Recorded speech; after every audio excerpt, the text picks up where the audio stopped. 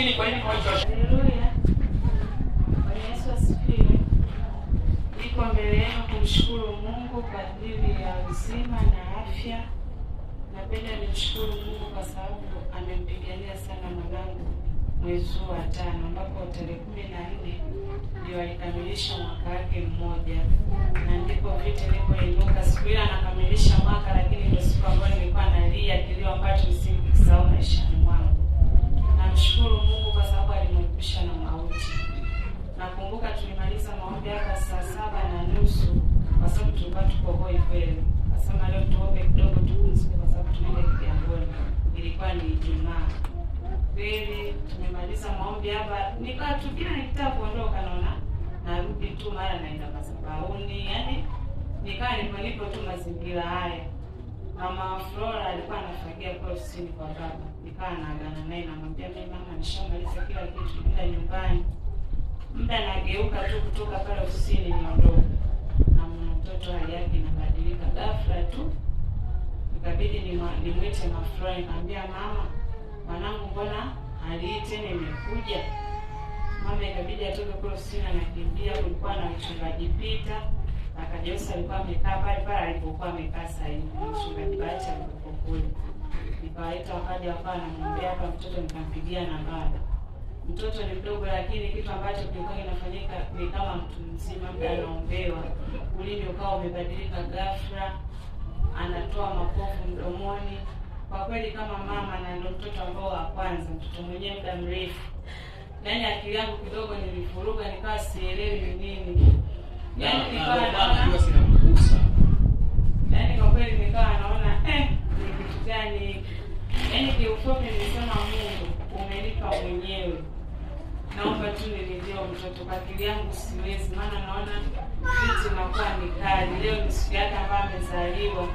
Haiwezekani mwanangu tena awe na hali hii. Baba alitamka neno akawa ameomba.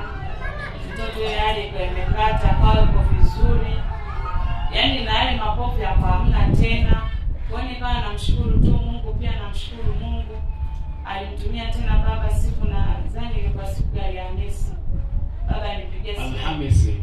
Baba nakumbuka ilikuwa kama saa 1 hivi kasoro akisema Alhamisi majina mawili. Pia baba.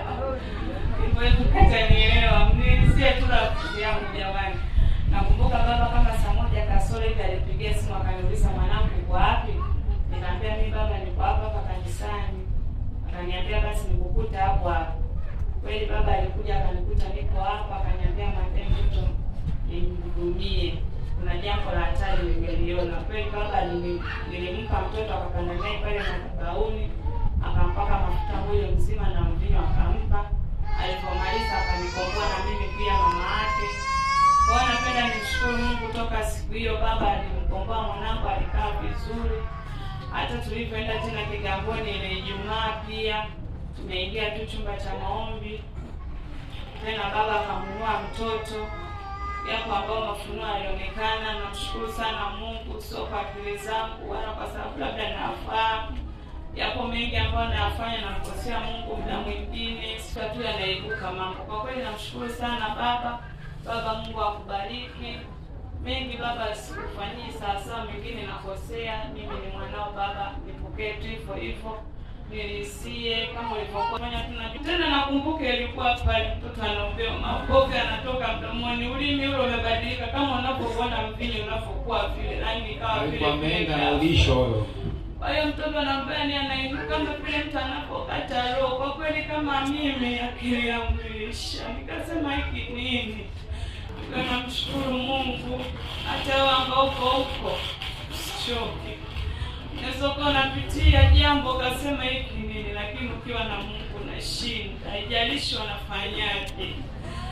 Mimi baba nasema haijalishi wanataka nini kwa mwanangu atufanikiwa baba. Yao ndio maana kusema. Amina. Nachoomba tu baba uzidi kumpigania mwanangu. Baba nakushukuru. Asante.